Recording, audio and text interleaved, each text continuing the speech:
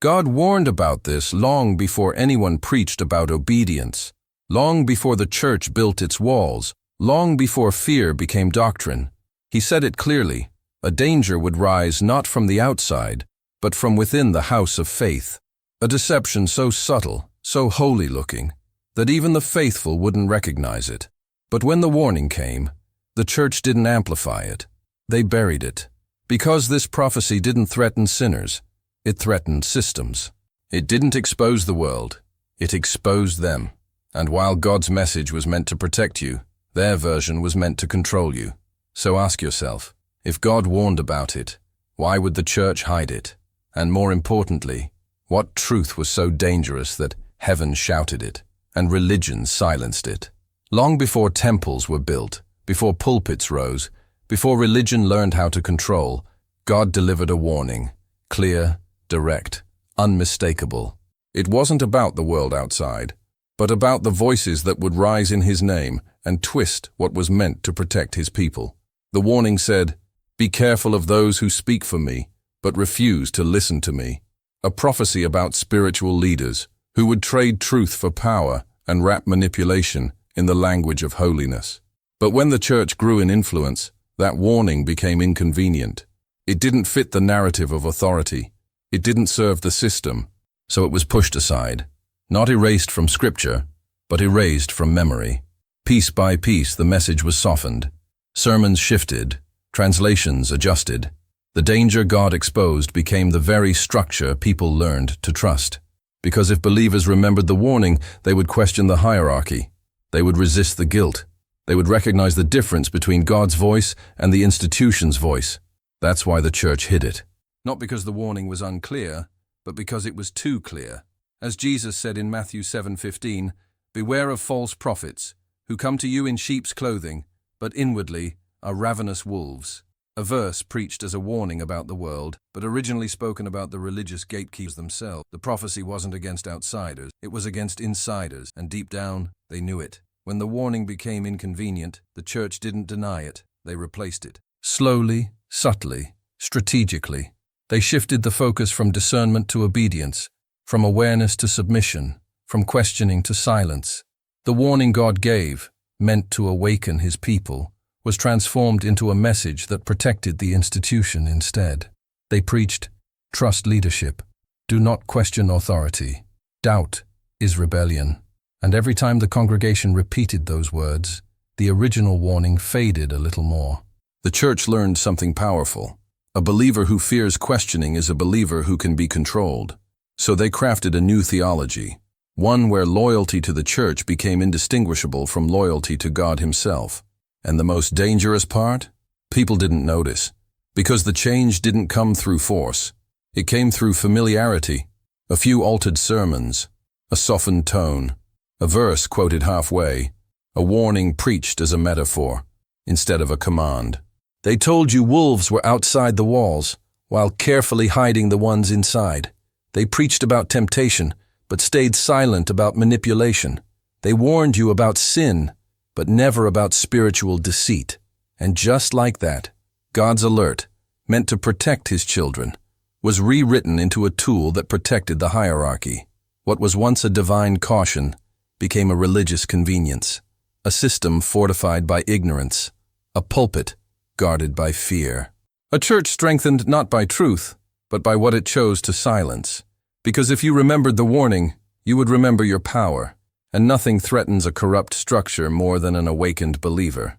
Daniel was the kind of believer every church loves. Quiet, faithful, obedient, never questioned anything, never challenged anyone. He grew up memorizing verses, yet somehow never learned the one God intended to protect him, because the church never preached it, not once. Daniel trusted every sermon, every tradition, every rule disguised as reverence. He believed poverty was holy, submission was spiritual, and suffering was a sign of favor. He didn't know he was living inside a prophecy. One God had spoken long before Daniel was born, a warning about leaders who would twist devotion into dependency. But how could he know? The warning had been hidden, edited out of sermons, wrapped in metaphors, buried under layers of "this is how it's always been." So Daniel kept giving time, giving money, giving pieces of himself that weren't offerings. They were sacrifices the system demanded. He thought he was being faithful, but the truth is, he was being programmed. For years, he prayed for breakthroughs while the church built buildings. He prayed for provision while the pulpit grew richer.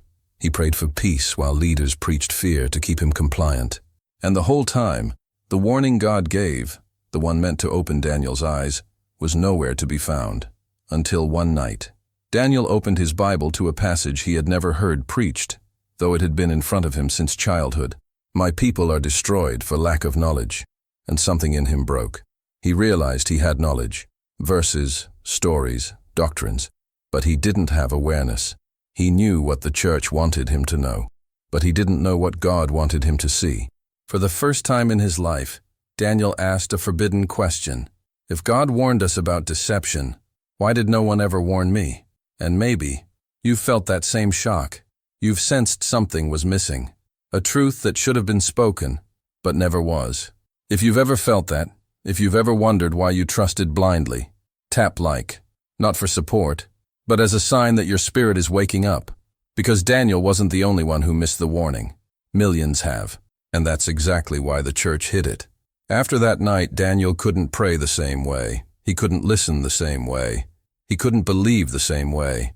Something inside him had shifted, a quiet rupture, a spiritual tremor that felt less like doubt and more like recognition. For the first time, he walked into his church with open eyes. He noticed the things he had ignored for years, the golden pulpit that glowed brighter than the congregation, the offering baskets that filled faster than the lives of the people who filled them, the sermons shaped more by fear than by truth. He saw the system, not the sanctuary. And when the pastor preached another message about obedience, Daniel felt the words hit differently. It wasn't revelation. It was repetition. It was conditioning dressed as devotion. He whispered to himself, "How many warnings did God give that I never heard because they never preached them?" The room felt heavy, not with holiness, but with silence, a silence that protected the powerful and punished the aware. Then, as the pastor quoted a verse about submission, Daniel realized something chilling. The wolves Jesus warned about didn't stand outside the church. They stood behind the pulpit. Not all, but enough. And suddenly the prophecy made sense.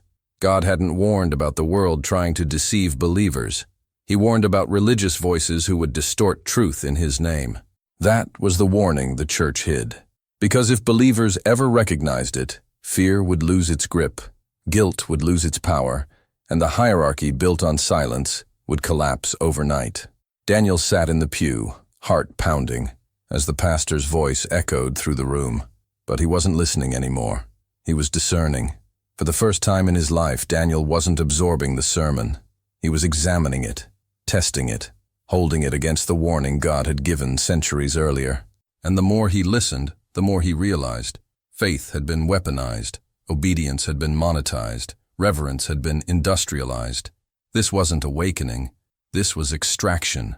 And Daniel whispered, almost to himself, almost to God, "If this is what you warned me about, I'm listening now." Because the moment a believer stops repeating and starts awakening, the system begins to tremble. The warning God gave was never vague. It wasn't poetic. It wasn't symbolic. It was direct. So direct that anyone who heard it would never again confuse manipulation with ministry. The warning said, "Beware of those who burden others, but lift not a finger to help them." A message against leaders who demand sacrifice, but refuse accountability. Against the shepherds who feed on the flock instead of feeding them.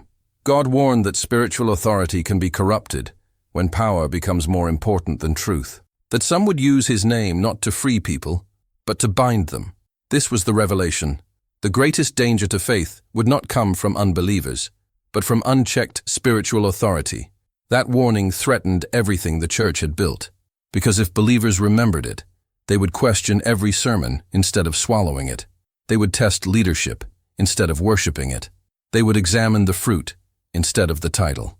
And a questioning believer is the one thing a corrupt system cannot control. So the church didn't erase the warning. They drowned it. They buried it under rituals, traditions, and emotional sermons. They taught believers to fear doubt instead of using it as discernment. They taught that questioning leaders was questioning God. They made silence look like holiness, and awareness look like rebellion. But Jesus himself warned the opposite. He said, "You will know them by their fruits, not by their robe, not by their title, not by their position, by their integrity." That was the warning. Judge leadership by its fruit, not its performance. And Daniel finally understood why it was hidden. Because a church judged by fruit would have to confront its rot. A pastor judged by integrity could no longer hide behind ritual.